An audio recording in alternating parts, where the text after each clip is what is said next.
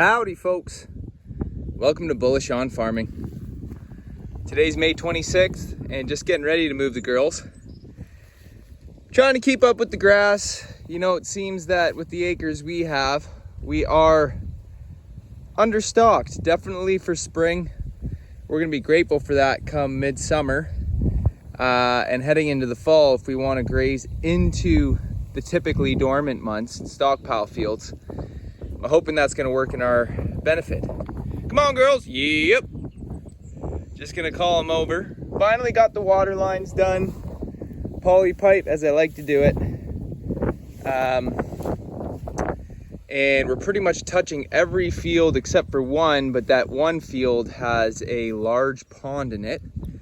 And so I'm either going to get them to drink from the pond or, you know, just buy some more pipe to route to that field, which is just across the swamp there. There's a river that runs through the property, and it's actually really pretty. But that dries up in the drought months, I'm sure, and we can't count on that for year-round water. Come on, girls. Yep. And the cows are doing good, you know. Definitely still got grass. Not dying to leave this paddock. This is actually where we're going to be keeping our dairy cow, so I wanted them to munch it a little harder, you know, because the grass was getting away from her. She just had a calf, but it was way too much for one cow. And, you know, we don't really plan on cutting hay on this farm this year. There's other acres that we can do that with. So we're going to keep everything for grazing. And those of you who followed this channel before, you know we don't worry about grass going to head. Of course, we try and keep up with it. Let's go, girls. Yep. But it's not something that we cry about because, yeah, sure, when it's in a vegetative state, you know, it's really nutritionally dense and it grows back better because you haven't started to get that hardened stalk on the grass. Come on, girls, let's go. And that's our dairy cow who's just bawling behind the line there. You can't really see her through the camera, I'm sure. Come on, girls, let's go. And you can see we already got some head in this field. But I've always found that we want to think about having enough grass for our animals. And oftentimes when I've clipped pastures, you know, whether it be the grass getting ahead or after a first pass, we've actually lost feed in the long run. So when you're thinking of doing something like stockpiling fields for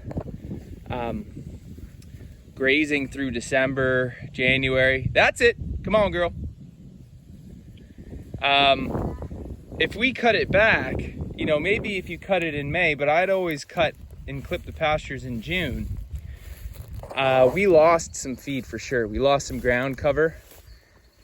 And although, you know, you're going to lay that carbon down onto the soil and it's good for the land, in a way, you're losing feed. People who think that cows don't eat seed head don't do strip grazing. Because whenever I just bring the paddocks down in size, you can get the cows to strip graze. You just put more pressure on them and they start taking less mindful bites, just grabbing all the vegetative they can because they can tell that, you know, it's a smaller space and they better get to munching because if they're not doing it, another cow will. So yeah, we don't worry about it too much. Right now, I'm not strip grazing obviously, but I know that I always can. And so we're gonna sweep across the farm. And I think it's good to watch your cows. Like, watch what are they eating. When they first enter a paddock, you'll notice they're going to go for stuff that hasn't gone to head yet, the more tender plants. And maybe when they first go in, if they've come from a paddock that they've hammered right down, they will start eating seed head because they're just going to start taking big bunching bites. But eventually, once they settle in, they'll realize, you know, there's more palatable plants in this paddock and I'm going to consume those first. And so when you pay attention to what your animals are eating, you get a sense of how long within a paddock, scaled to what size, puts enough pressure on them to graze the paddocks you'd like. So since there's a lot of forgiveness in spring, I don't mind them doing what they want to do. Whatever grows out ahead, so be it. I obviously have sectioned out a paddock, so it's a bit tighter. I haven't given them this whole field. That would give a undesired graze for sure. But, by sectioning out your fields, still giving a spacious paddock because we want to move in a sweeping fashion across the farm, not tighten down and move slowly through the fields. And since we want to do that, it's a healthy balance, Grass was supposed to go to seed because it was supposed to seed the fields.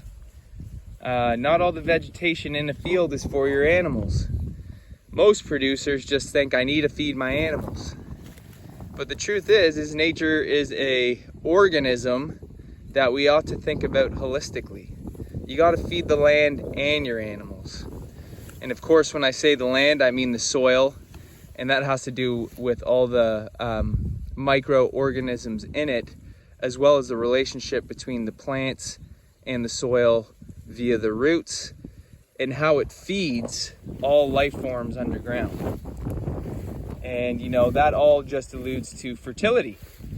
So how are you supposed to have fertile fields if your animals are taking absolutely everything from up top, and whenever you bite a plant from up top, an equal amount of the root system is let go in the soil, and then that root system, with now a smaller root system, takes time to both feed itself and the soil to grow that plant.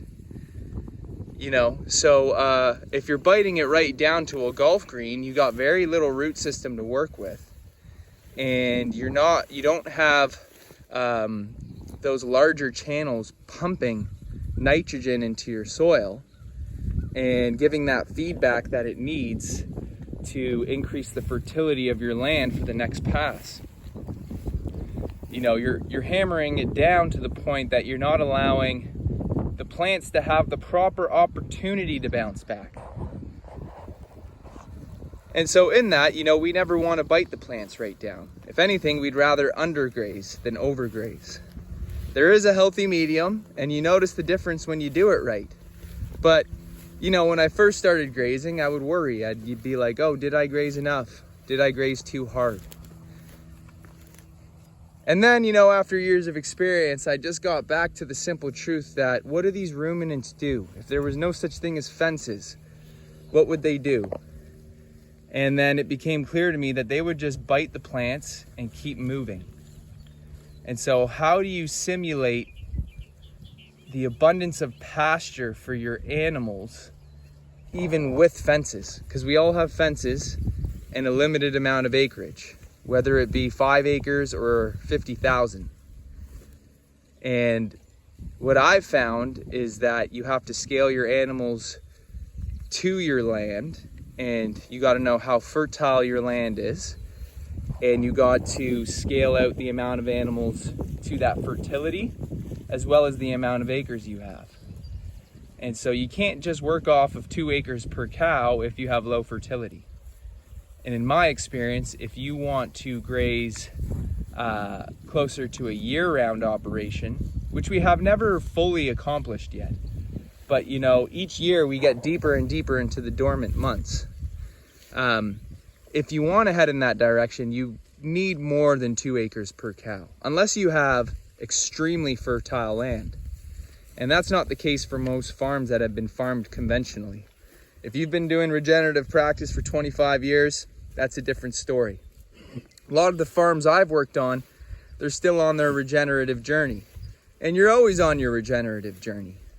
But by that I just mean they've always been in the initial years of their regenerative journey. And so when you scale out your animals to your land appropriately, you're then able to size out your paddocks so that your animals don't overgraze. You keep the simple principle of the truth that the animals bite the top half of the plant and they move on.